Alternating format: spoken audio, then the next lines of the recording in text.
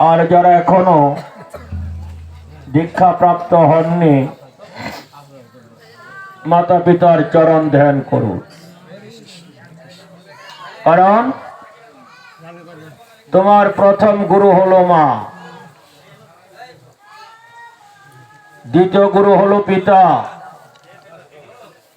তাই শাস্ত্রে বলা আছে মাতা গুরু পিতা গুরু গুরু জ্যেষ্ঠ ভাই, তার চেয়ে অধিক গুরু ভজিলে সে পায়। গুরু বন্দনার মাধ্যমে আমরা সবাই গুরুর নিকট আত্মসমর্পণ করব, যেন আমাদের সকলের উপর গুরু কৃপা দান করে আমাদেরকে আশীর্বাদ করে। চলো সবাই গুরুর চরণে স্মরণ করি। গুরু বন্দনার মাধ্যমে আমরা তার নিজ নিজ গুরুদেবকে স্মরণ করি। সবাই ধ্যান করুন।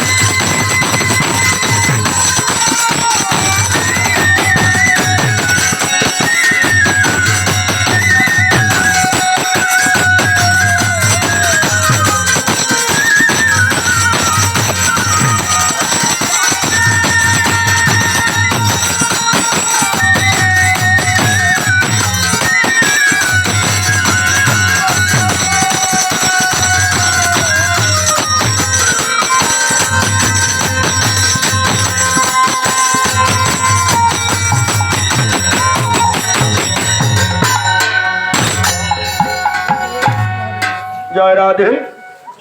মাইকের জন্য হয়তো একটু শব্দটা বুঝতে কষ্ট হচ্ছে সকলের। আমরা 3 বার তুলসী প্রণাম মন্ত্র বলেছি। ওম বৃন্দাবৈ তুলসী দেবৈ প্রিয়াবৈ কেশবস্য চ কৃষ্ণ ভক্তি পদে দেবে সত্যবত্রে নমো নমঃ। কেন তুলসী বন্দনা করতে হয়? এমন কোন সাধু আছে যে তুলসীর মালা না দিয়ে সাধু হতে পারবে? তাই আমাদের এই কলির যুগের সাধন ভজনের অবিচ্ছেদ্য অংশ হলো মহারানী তুলসী। আমরা ভগবানের সেবার জন্য যত কিছু আয়োজন করি না কেন, যে ভোগে বা নৈবেদ্যে তুলসী পত্র দেওয়া হবে না, সেই ভোগ বা নৈবেদ্য থেকে ভগবান কোনো কিছু গ্রহণ করিবে না। তাই তুলসী আরেকটি বন্দনা পর্বে আছে, 56 ভোগ 36 ব্যঞ্জন বিনা তুলসী প্রভু এখন আহিমানি। আমাদের যে নীলাচল, যাকে আমরা পুরী জগন্নাথ দেবের মন্দির বলি, সেখানে প্রতিদিন 56 প্রকারের ভোগ দিয়ে ভগবানকে সেবা করা হয় এবং 36 প্রকারের ব্যঞ্জন দেওয়া হয়। কিন্তু তুলসী পত্র না দিলে সেই ভোগ বা নৈবেদ্য হতে ভগবান কোনো কিছুই গ্রহণ করে না। তাই তুলসী কি? যার কাছে বললে আমাদেরকে কৃষ্ণ প্রেম প্রদান করি, যেই প্রেমের প্রেমিক হওয়ার জন্য দেবতা, যক্ষ রক্ষ কিন্নর মানব দেহ দানব সবাই আমরা কৃষ্ণ প্রেমের প্রেমিক হতে চাই। কারণ ওই প্রেমের প্রেমিক হয়ে যদি আমরা ইহলোকের মায়া মমতা ত্যাগ করে পরপরে যাত্রা করি, শাস্ত্রে বলছে হয়তো তার আর পুনর্জন্ম নাও হতে পারে।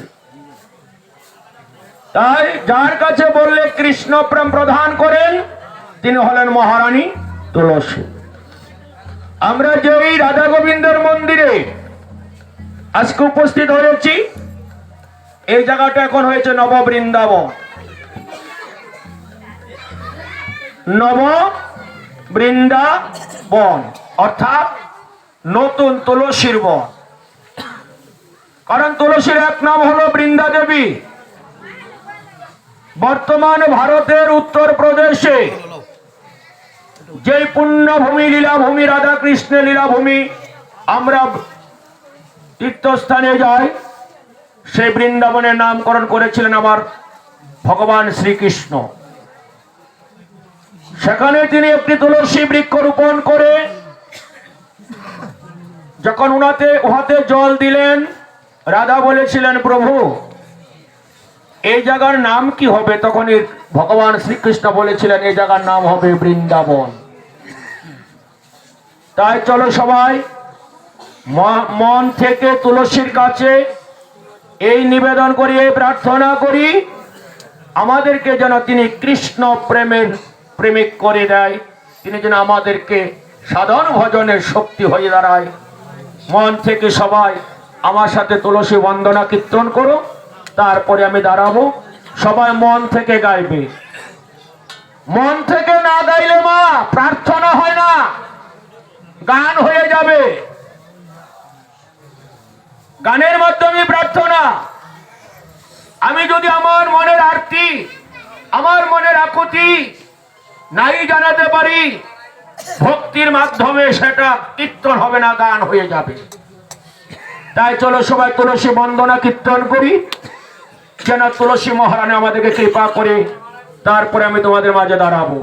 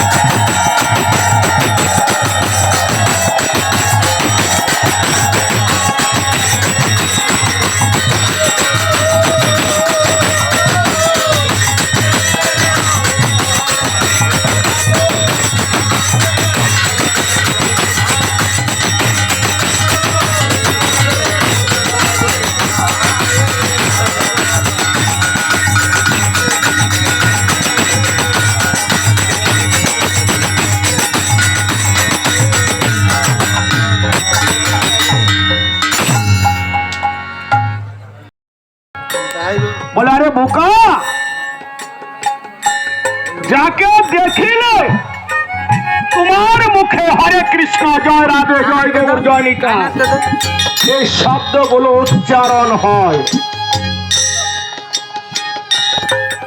তাকে শাস্ত্রে বলছে বৈষ্ণব। কারণ ওই ব্যক্তির মধ্যে এমন একটা গুণ আছে যে শক্তিটা তোমাকে হরে কৃষ্ণ বলতে বাধ্য করছে। তাই যার মধ্যে ওই বৈষ্ণবীয় শক্তিটা থাকে তাকে বলছে বৈষ্ণব। আর আমার দৃষ্টিতে এখানে যারা আছেন সবাই বৈষ্ণব। বলে কিভাবে? এমন একজন এখানে নেই যে তার মধ্যে পরমাত্মা রূপে ভগবান।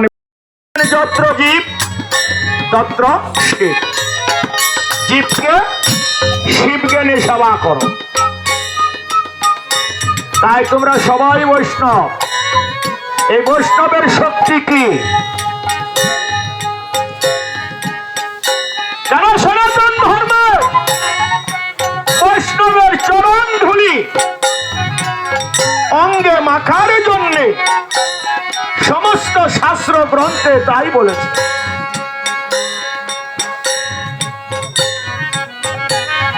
যে বৈষ্ণব হয় সে কিন্তু সবচেয়ে বেশি নিচে নেমে যায়। কারণ তার মধ্যে অহংকার থাকে না, হিংসা থাকে না, পাপ থাকে না, তাপ থাকে না। তুমি যত আঘাত করো তোমার আঘাতে সে প্রতি উত্তর দিবে না। তাই এ সংসারে মা গঙ্গা পর্যন্ত বৈষ্ণবের চরণ ধুলি পাওয়ার জন্য বসে বসে অপেক্ষা করে। কারণ একজন বৈষ্ণবের চরণ ধুলি পেলে তার সঞ্চিত পাপ সব মুক্ত হয়ে যাবে। তাই চৈতন্য চরিতামৃতে আমার মহাপ্রভু যারা সাধুর পথে চলতে চায় তাদেরকে বলছে তোমাদেরকে তিনটা শক্তি দিয়ে গেলাম। কয়টা শক্তি? কি কি? ভক্তপদ ধুলি, ভক্তপদ জল, ভক্ত ভুক্ত সাধনের 3 মহাবল, মানে চরণ ধুলি, চরণামৃত এবং বৈষ্ণবের প্রসাদ। এই তিনটাকে বলা হলো ভক্তদের মহা শক্তি। তাই আমরা অনন্ত কোটি ব্রহ্মাণ্ডের সাধুগুরু বৈষ্ণবদের কাজ করে বাঞ্চারামপুর দাসপাড়া রাধা কৃষ্ণের মন্দিরে আহ্বান করব। জয় রাধে। খুশকান্দির ভক্তরা আসুন। গৌরী ভক্ত তো মাধবতে থেকে সারা জীবন, এখন পাশে বসবেন না, সামনে আসার চেষ্টা করুন। শোনো মা, এ কীর্তন করার ক্ষমতা সাধারণ মানুষের নেই। তাই অধিবাস কীর্তনে মহাপ্রভু বলেছিলেন আগে বৈষ্ণব নিমন্ত্রণ করো। কাকে নিমন্ত্রণ করতে হবে? বৈষ্ণবকে। বলে বৈষ্ণবকে নিমন্ত্রণ করলে বৈষ্ণবরা তোমাদের মধ্যে এসে আশ্রয় গ্রহণ করবে। বলে আশ্রয় গ্রহণ করবো আমরা বুঝবো কিভাবে? ছোট্ট একটা উদাহরণ দিচ্ছি, কথাটা হঠাৎ করে মনে পড়ে গেল। এই যে কালকে থেকে কীর্তন হবে, তুমি কিন্তু তোমার মনটাকে রাখবে এখানে, কারণ কখন হাতের কাজটা সেরে একটু রাধা কৃষ্ণের মন্দিরে এসে কীর্তন শ্রবণ, মনটা থাকবে না? এই 3 দিন পরে আর আসবে এখানে, মানে বৈষ্ণবরা চলে যাবে, তোমার মনের থেকেও ধারণা চলে যাবে। চলো সবাই বৈষ্ণবদেরকে আহ্বান করি, আমার সাথে সবাইকে কীর্তন করতে হবে। সবার কাছে একজোড়া করতাল দিছে ভগবান। কর শব্দটা তোর হাতের তালু, দুটি তাল এক কর্ণে করলে কি হয়? তাল। প্রত্যেকের কণ্ঠে ভগবান সুর দিয়েছে। এই সুর ছাড়া কেউ আছেন? সবাই আমরা কীর্তন করি, কেউ ঘরে বসে, কেউ বাইরে বসে, কেউ মন্দিরে, কেউ বাড়িতে। সবাইকে ভগবান সুর দিয়েছে। প্রতিটি ধর্মে কিন্তু সুরের মাধ্যমে প্রার্থনা প্রাধান্য দিয়েছে। তাই চলো সবাই বৈষ্ণবদেরকে আহ্বান করি, সবাই হাততালি দিয়ে গাইবে মালা গাতো হে। গাইবেন না নাই গাইবেন বুঝবো কেমনে? আমরা বাঙালি তো চালাক বেশি। হ্যাঁ না, শোনো মা, আমি যদি তোমাকে দেখানোর জন্য হাততালি দিয়ে আমার দেহটা নৃত্য করবে না, আমার এই দেহটা নৃত্য তখনই করবে যখন আমি মন দিয়ে হাততালি দিয়ে কীর্তন করব। বলে হাততালি দিয়ে কীর্তন করলে কি হয়? বাঙালি তো আবার তাড়াতাড়ি ফল পাইলে এটা বেশি করে ফল পাইলে আর কি। রামকৃষ্ণদেব পরমহংসদেবকে এক শিষ্য বলল, গুরুদেব হাততালি দিয়ে কীর্তন করার জন্য মহাপ্রভু বলছে কেন?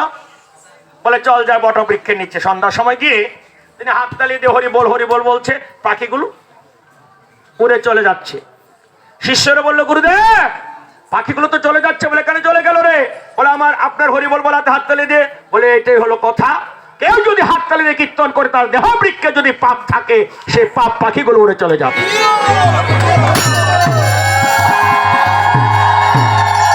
তাই সবাই আমার সাথে কীর্তন করবেন মালা গাথরে, আর হাতে তালে একটু জোরে বাজাবেন। যদি পারেন জায়গায় দ্বারা একটু নাচলো বলা হয়, নৃত্য করলে ভগবান খুশি হয়। আমরা বৈষ্ণবদেরকে আহ্বান করছি।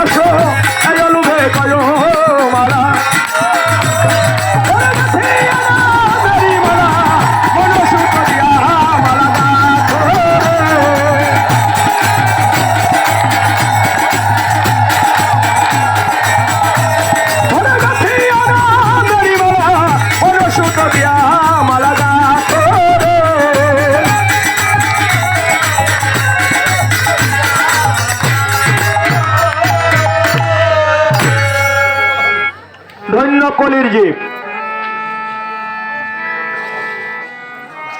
ধন্য কলির জীব। কিসের জন্য? আমরা বলি পাপাচ্ছন্ন কলি। কলির জীব পাপাচ্ছন্ন না? তাহলে আমি বললাম কেন ধন্য? আমাকে যদি বলা হয় যে আপনি 6 ঘন্টা মেরুদণ্ড সোজা করে ধ্যানমগ্ন থাকবেন, আমি পারবো? আপনারা পারবেন? কিন্তু সত্যযুগে মানুষ বছরের পর বছর ধ্যানমগ্ন ছিল, কিন্তু আমার পক্ষে সেটা, কথা বলবেন না, সম্ভব নয়। আমাকে যদি বলা হয় যে মন্ত্রের মাধ্যমে আমি যে দেবতাকে স্মরণ করব সে দেবতাকে আনতে আমি পারবো? সেটাও পারবো না। কিন্তু ত্রাতাতে, দ্রাপরে এটা সম্ভব ছিল। আমাকে যদি বলা হয় দ্রাপরের মতো সেবা পরিচর্যা করতে, আমি পারবো না। তাই আমার ভগবান আমাদের মতো সাধন ভজনহীন, ভক্তি শক্তিহীন এই জীবকে উদ্ধার করার জন্য তিনি সহজ মত, সহজ পথ তিনি নিয়ে আসলেন। এই যে তিনি আনবেন তারপরে উদ্ধবকে কৃষ্ণ বলেছিল, উদ্ধব কলির যুগে এমন একটি জিনিস আসছে যে জিনিসের গুণে কলির জীব সবাই মুক্তি লাভ করবে। সেই জিনিসটি কি ছিল? কৃষ্ণদাস গোস্বামী চৈতন্য চরিতামৃতের একটি শ্লোকে বলেছেন, অনর্পিত চরিং চিরাত করুণ অবতীর্ণ কলু। যে ধন কোনো কালে কোনো যুগেই অর্পিত হয়নি। তোমরা মনে করো না এ শিরোনাম 32 অক্ষর কেবল কলিতেই জন্ম, না, ইহা গোপনে গোলকে ছিল। গোলকে গোপনে ছিল। আজ আমাদের মতো পাপী তাপীকে উদ্ধার করার জন্য আমার মহাপ্রভু এই হরিনাম তিনি আমাদের মাঝে এনে আমাদেরকে মুক্তির পথ তিনি দেখিয়ে দিলেন। নিজ আচার্য ধর্ম জীবকে শিক্ষা দিয়ে গেলেন কিভাবে কীর্তন করতে হয়, কিভাবে ত্রিনাধূপি শুনিছেন তরীব সহিষ্ণু না অমানি না মানি দেন কীর্তনিয়া সদা হরি। দুর্বার চেয়ে ছোট হয়ে নিরভিমান হয়ে সকলকে সম্মান দিয়ে কীর্তন শ্রবণ করতে হয়। জীবের সম্মান দিবে জানি কৃষ্ণ অধিষ্ঠা। তাই বাবা আমার এই যুগে গৌরাঙ্গ মহাপ্রভু তিনি একদিনের জন্য কোন সিংহাসনে বসেছেন এমন কোন উদাহরণ আমাদের দৃষ্টিতে পড়েনি। কিন্তু রাম রাজা তিনি সিংহাসনে বসেছিলেন অযোধ্যায়, কৃষ্ণ বসেছিলেন দ্বারকায়, আর আমার মহাপ্রভু বসেছে ভক্তদের হৃদয় সিংহাসনে। কারণ নিজে আচার্য ধর্ম আমাকে শিক্ষা দিয়ে গেল, কীর্তন শ্রবণ যখন তুমি একাগ্র চিত্তে করবে তখনই ওই গোপী ভাবের ভাবুক হয়ে তোমাকে কৃষ্ণ নাম স্মরণ করতে হবে। তাই গোপী ভাবের ভাবুক হয়েছিলেন বন্ধু সুন্দর। ওনারা যেভাবে কাপড় পরিধান করে একবার চেয়ে দেখবেন সবাই তো চিনেই না। মা আজকে আমরা এই কলির যুগে যারা কীর্তন করেছে তাদেরকে আমরা আহ্বান করব, কীর্তনীয়দেরকে। সেই কীর্তনীয়কে আমরা কীর্তন করি। ওই যে আসর বন্দনায় সংকীর্তনের শিরোমণি, প্রেমদাতা, রসের খনি প্রভু আছি তোমার সাথে বসিয়া, তুমি করো কীর্তন নাম বরিশন তোমার ভক্তগণ লইয়া। সেই ভক্তগণকে আমার ভগবানের সাথে যারা যারা এই কলির লীলা আস্বাদন করেছে, জন্মগ্রহণ করেছিল ধরাধামে, শ্রীকৃষ্ণ চৈতন্য প্রভু নিত্যানন্দ, শ্রী অদ্বৈত গদাধর শ্রীবাসাদি গৌর ভক্তবৃন্দ, আমার মহাপ্রভু প্রেমের কাঙ্গাল, ধনের কাঙ্গাল নয়। চোখের জলে সরল মনে যদি আমার প্রভুকে কেউ আহ্বান করে, ভগবান ভক্তের মনোবাসনা পূরণ করার জন্য সেই আসরই আসে। তাই চলো সবাই নয়নের জলে যুগকর্তা মহাপ্রভুর সঙ্গে যারা আছে তাদেরকে সহ মহাপ্রভুকে আহ্বান করি, ওনারা যেন নিজ গুণে কৃপা করে এই কীর্তন করে আমাদেরকে দেয় চরণ ধুলি। ও জয় জয় নিত্যা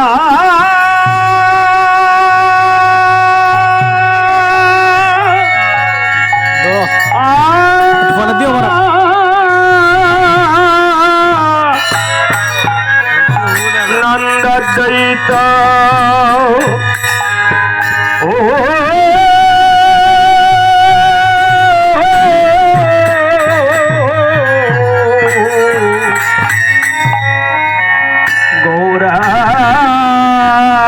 গৌরাঙ্গ ও ও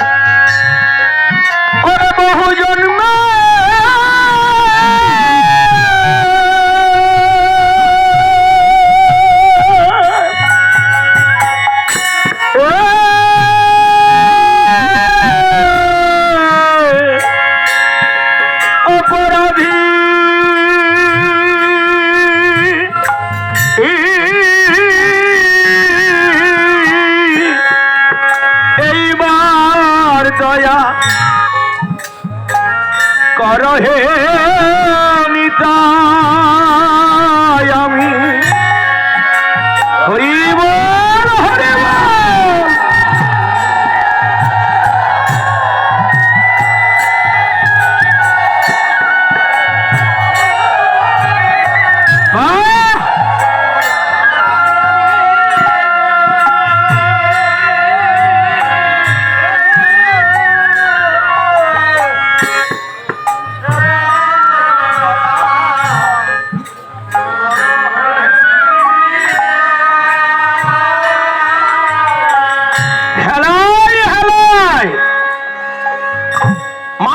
জীবনের বেলা চলে গেল। আমরা জানি সবচেয়ে দামি বস্তু হলো সময়, কিন্তু আমরা কি সময়ের সদ্ব্যবহার করি? দেখো না, 4, 5, 9 জনের মৃত্যুর পর তাদের ছবি টাঙিয়ে দেওয়া হলো।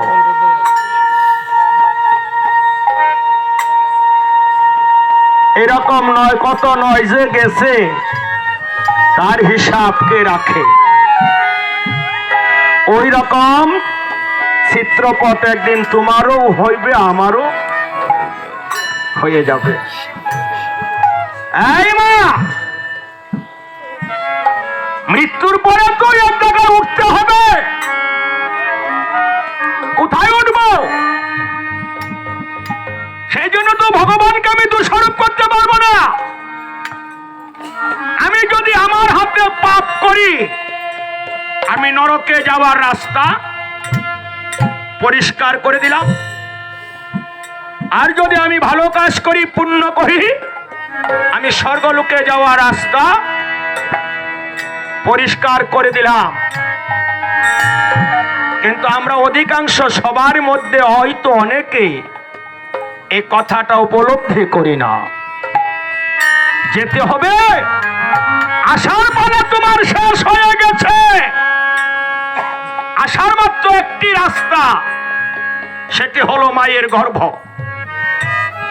যাবার বেলা বহু রাস্তায় তোমাকে নিয়ে যেতে পারে। প্রতিদিন কত লোক মরে যাচ্ছে চিন্তা করো। একটা দিন, একটা রাত্রে সাধারণত করোনা রোগী 5,000, 6,000 লোক প্রতিদিন মরছে। আর স্বাভাবিকভাবে যে কত মরছে এখন চিন্তা করে দেখো। এই 24 ঘন্টায় কত লোক মারা যাচ্ছে, মানে আগামীকালের সূর্য তারা দেখবে না। এমন দিন তোমারও হবে। এই পৌষ মাসের 8 তারিখ আগামী বছরও আসবে, কিন্তু তোমার আমার জীবনে নাও আসতে পারে। এটাই হলো আমার সংবাদ। আজকে তোমাদের এই উপস্থিতি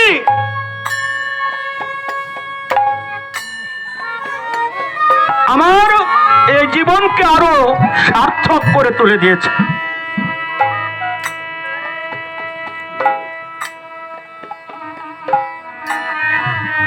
আমি জানি আমার মানব জীবন আর আমার কোনোদিন হবে না।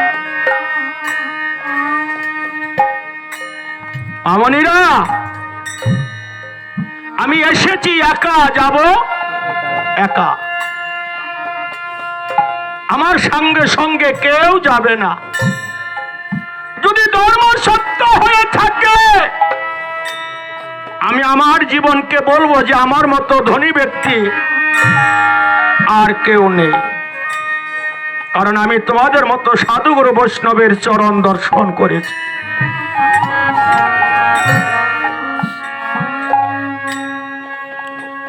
প্রতিদিন অসংখ্য বৈষ্ণবদের চরণে আমার মহাপ্রভু আমাকে প্রণাম করার কৃপা দান করেছে। আমার জীবনে আর কিছু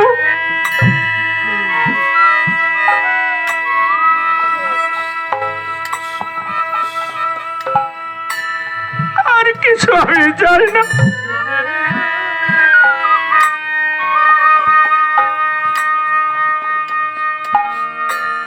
আমার প্রভু মহাপ্রভু, তুমি তো বলেছ যে বৈষ্ণবের মতো আপন আর কেউ হয় না।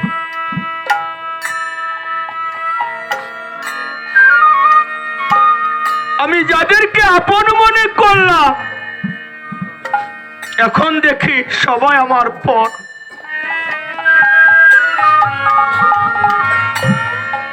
আমার জীবনের বাস্তব অধিবাস যেদিন হবে আমার জন্য কাঁচা বাঁশের মাচা বানানো হবে, সেদিন আমাকে যারা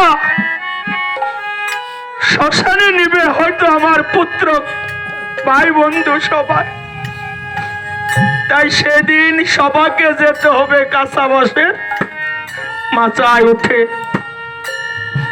সেই বিয়ার সাজন আমি সবাইকে বলছি, সাজো ওরে বিয়ার সাজন, সাজো তারা তারি ও মা নায়রি, বিয়ার সাজন সাজো তাড়াতাড়ি।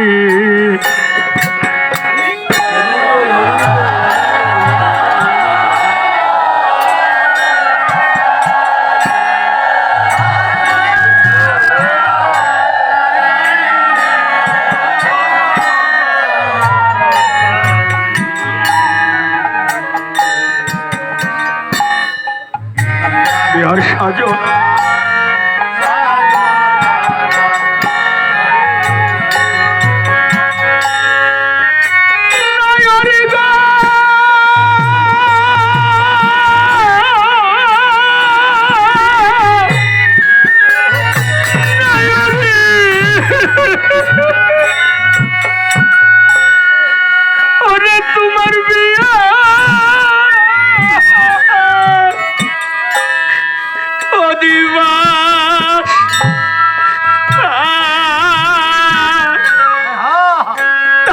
লাগবে কাঁচা কাঁচা বাঁশ,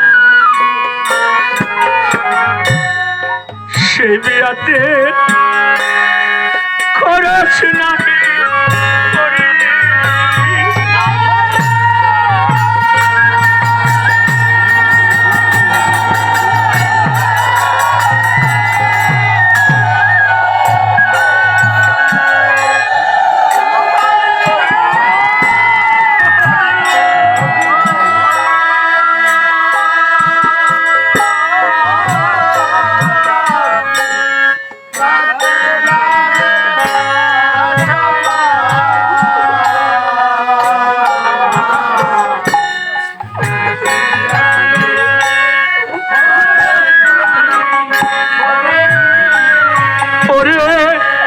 কাঁচা বাঁশে মাচা দিয়ে আমায় নিয়ে যাবে নদীর কূলে।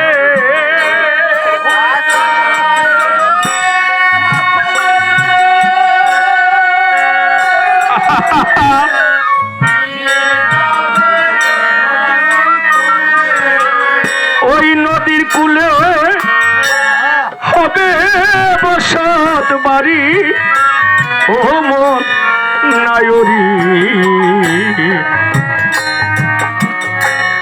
বিয়ার সাজো সাজো তাড়াতাড়ি।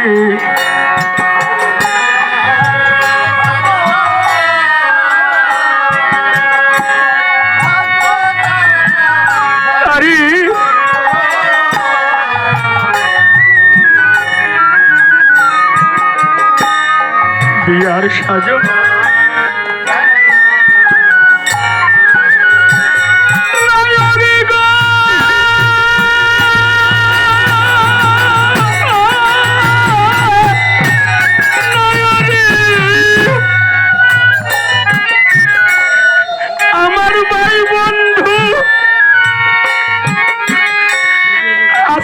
তারা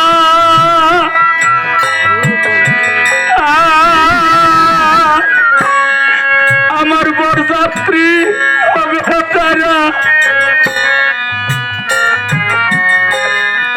কষ্টের বোঝা নিবে মাথায় করি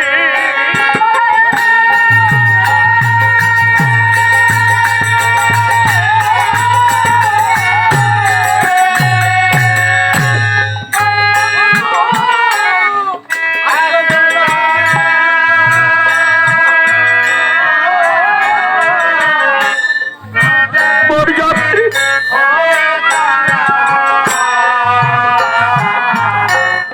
কষ্টের বোঝা আমার অধিবাসে স্নান করে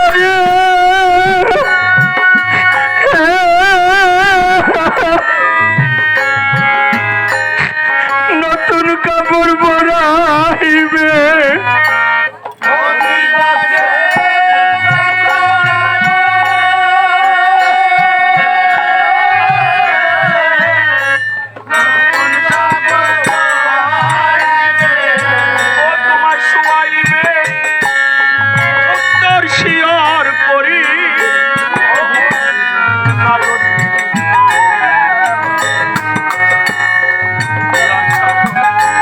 সাজো তারা তারে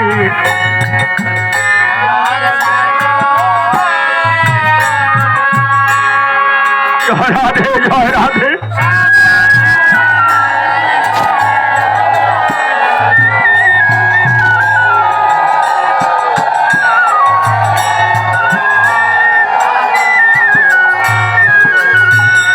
দেখো বাবা